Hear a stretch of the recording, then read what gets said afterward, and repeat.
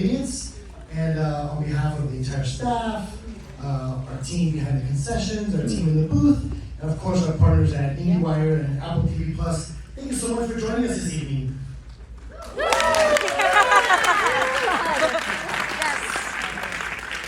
If this is your first time joining us, I want to extend a special warm welcome to you. We are indeed a 501c3 nonprofit, and we're thank you. Of course, you're sitting in the lovely Eagle Theater. We also have a micro cinema just on the other side of the wall. But we fully believe that our crown jewel is our video store. So if you haven't had a chance to check out our video store, please make sure that you do after the Q&A today. Okay?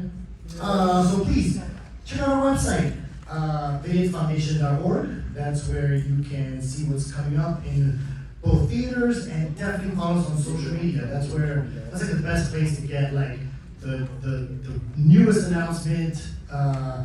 Tickets go on sale there first. Unless you remember, you need them first.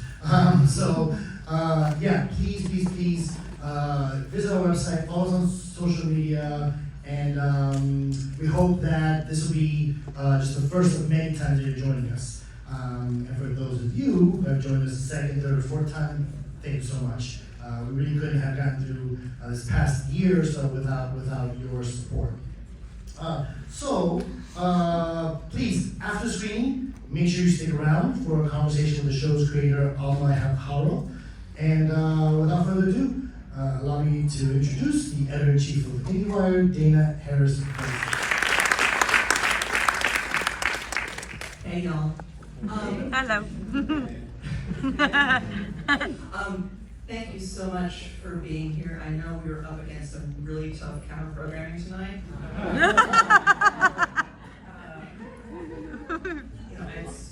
I'm very grateful to have everybody here with us rather than watching Kamala Harris, or like to call her the next president of the United States.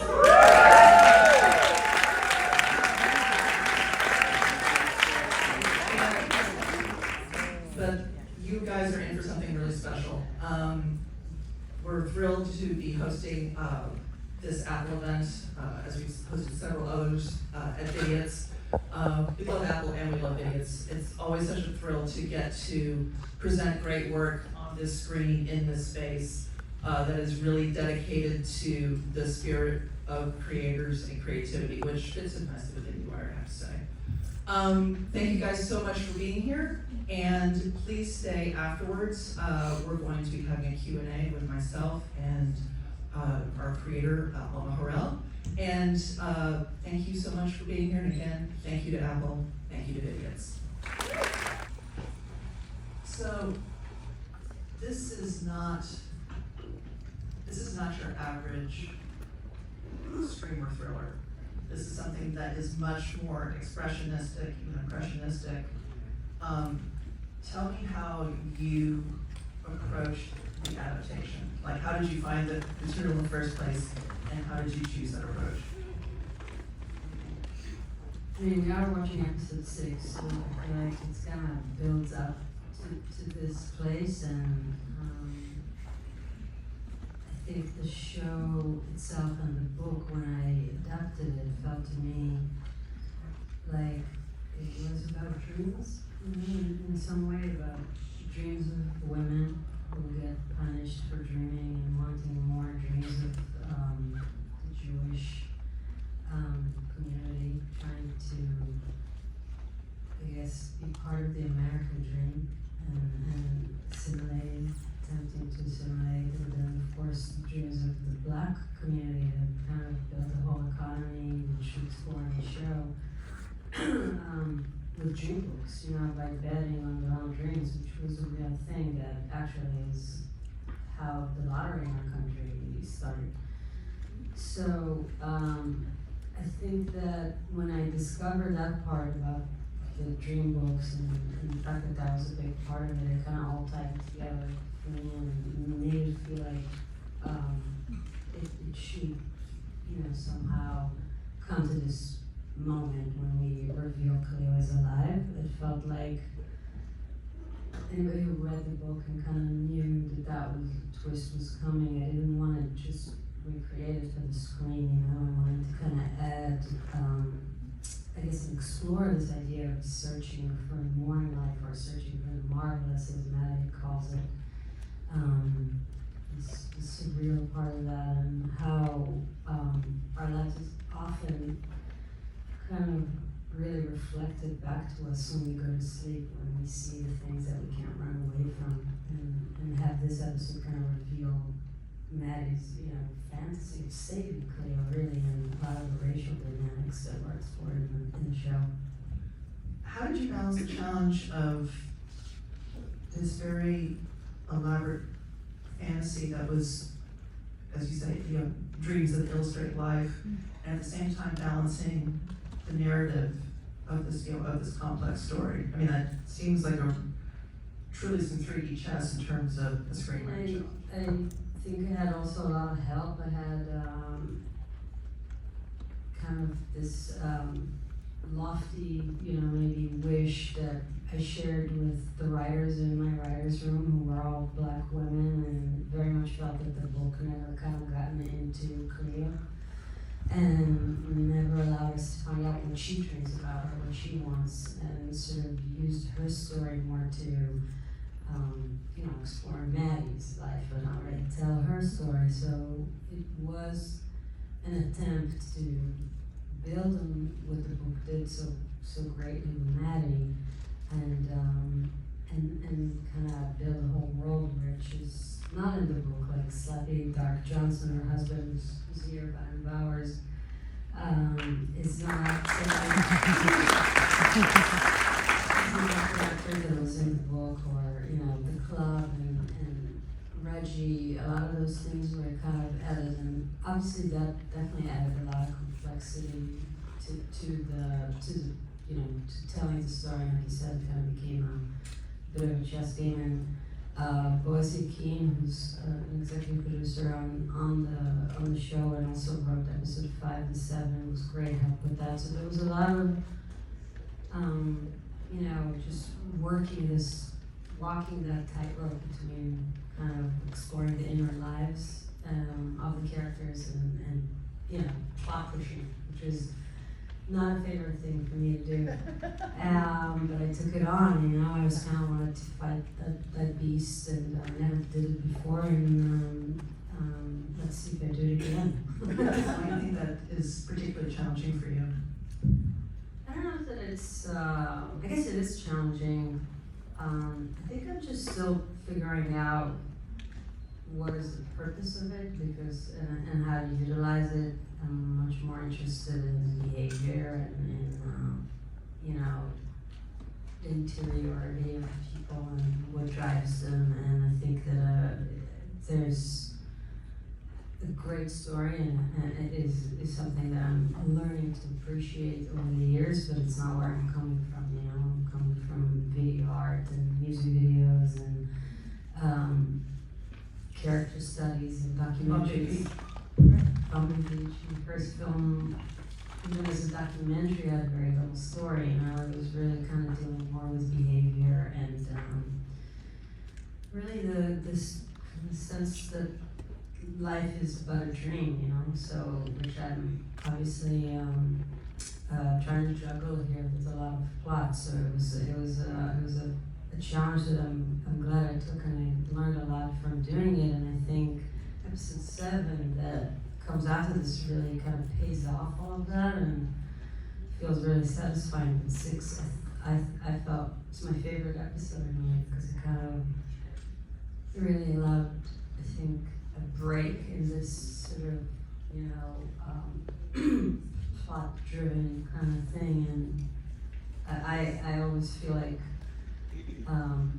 we all dream, you know. We all go to sleep at night, and in many ways, a real healthy brain doesn't function without the dream, and a real healthy society doesn't function, I feel like, without looking into the things we hide from ourselves. And but I think so many people have a hard time with that, you know, with like kind of validating their dreams and giving it the space that it needs. So I like centering it, you know.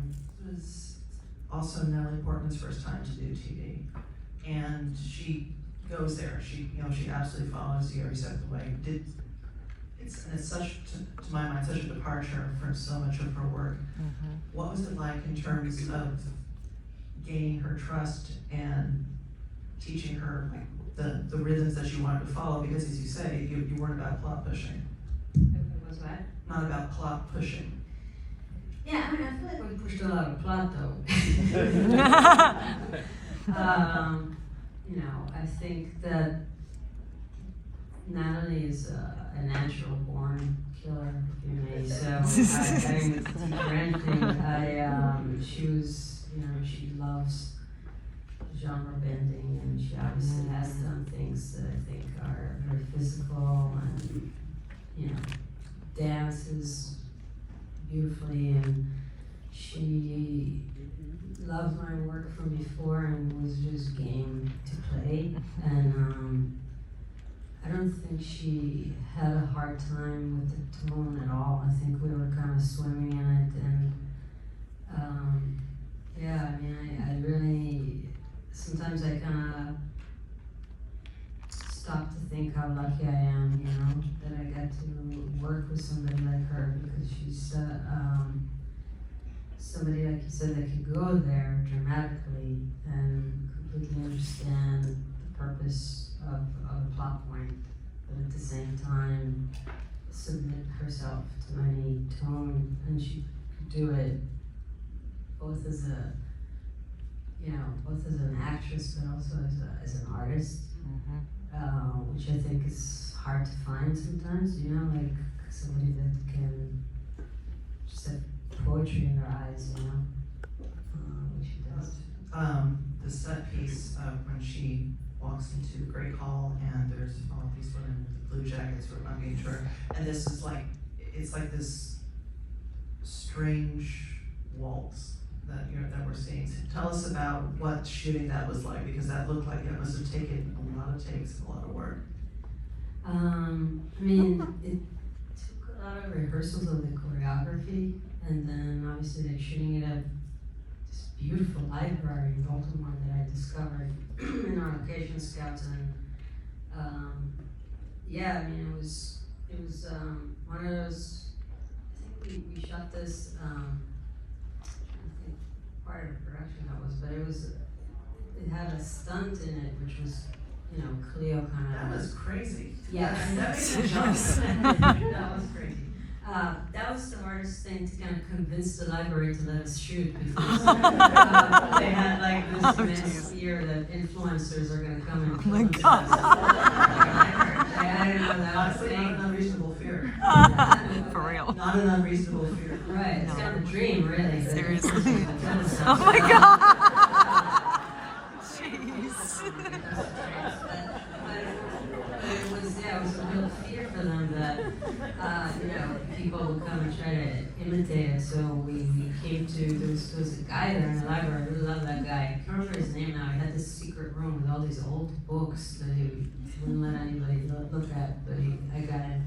But anyway, we reached this like agreement with him that there would be no blood on the floor. And shook hand on that, and then we got to shoot it. So Natalie, you know, and we all obviously rehearsed it, and it was kind of very much, I guess, an exploration of some of the racial, I think, explaining a pretty obvious metaphor, I think. I don't go for it.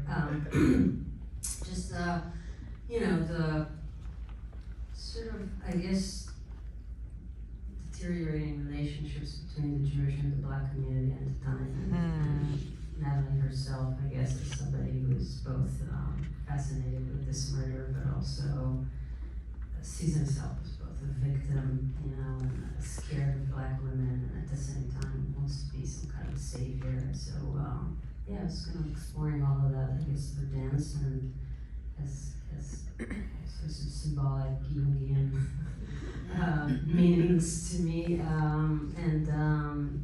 Yeah, I mean, I think surprisingly, actually, with crews, I would say that people are the most excited when you're shooting dance or you're shooting blood. different rides.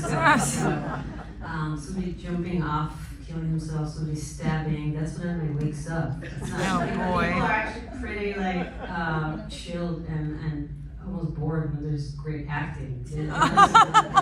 So those days were easy. You know, everybody was really on it. Baltimore. I mean, obviously Baltimore's been used many times for, homicide and the work of John Waters, and it's not like this is unusual to them, but at the same time, this is so tied into Baltimore's history and what was it like in terms of trying to find the right places to shoot this, the right places to portray this? I think I'm obviously just a foreigner who got immigrant, got very lucky to be in a position to film something in America of this size. So I was just super nervous and I think neurotic about getting everything right and respecting the history of the place, which I realized I was very ignorant about, and sort of everything I knew about Baltimore was kind of from The Wire. So I was blown away when I read the book. One of the reasons I wanted to make it is I didn't know about Penn Avenue and the history, the musical history that the place had. Like I said, before, the numbers, fashion, just the culture, the black culture prospered at the time, and I really kind of wanted to capture that, and that was a major sort of time investment that went into researching it, and also working with my incredible production designer, Jesse Molina, and my costume designer, Sheila Torini, to bring that, to life. In terms of filming there, it's obviously, the city has taken such a hit, and it's quite tragic, like kind of some of the people that have lost so much, and we were very moved, I think, filming there by the local crews, but also I was kind of in love with a lot of our background actors. Because of COVID, it was very hard to get background to shoot, to do a full test, but also like, it just became this like theater group basically of like the same background playing all the roles, and people were really worried. They're like, oh no, he was also the waiter and the guy at the church, and the girlfriend at the hospital, and everybody's gonna see it. And I was like, nah, I think it's gonna be fine. But got really attached to some of these background actors, and kind of our most moving moment, I think, was going back there to show them the first 2 episodes we flew there and shown it over there. It was really beautiful. The scope of the production, the length of production, in terms of like doing a very small documentary, doing a feature like Honey Boy, and this, I mean, this seems like on a different level, just in terms of just the sheer amount of production and, so many episodes. What was that like for you in terms of adapting to that? It's just a totally different experience. It wasn't, I can't even, it's almost like 2 different, 3 different lives that you described, and it brought out very different things out of me as a person, as a filmmaker. I just almost can't connect them in my head in a way, In Palm Bay Beach, I was really alone the whole time with the camera and my dog. And Honey Boy was just extremely, strange and semi-therapeutic, semi-nightmarish exorcism. Shia LaBeouf, which was like, I'm still recovering from, and it's really beautiful, obviously, too, and it changed my life. And then this was totally something else, It was just, I feel like I've never worked on anything with so many people, and when I look at it, I never felt like I look at something and it looks like the work of so many people. It feels a lot as like it's mine, you know. It's just like it just feels so many people have made this. It's some of them are here, and it's just the work of many minds and many bodies, and it was very humbling, and it was also extremely just difficult physically in a way that I've never ever thought I could. Like we had 106, yeah, 106 shooting days, which was crazy. We were there almost for a year, and rewriting it while doing it, and just the sheer amount of people you talk to and exchange energy with on a daily basis, like sometimes 300 people on set for a you know, an introvert who's just like kind of an ex-stoner mostly, right? It's just like, it was shocking. But it was also thrilling, you know. It was just thrilling to paint on such a big canvas and to have such great partners to work with.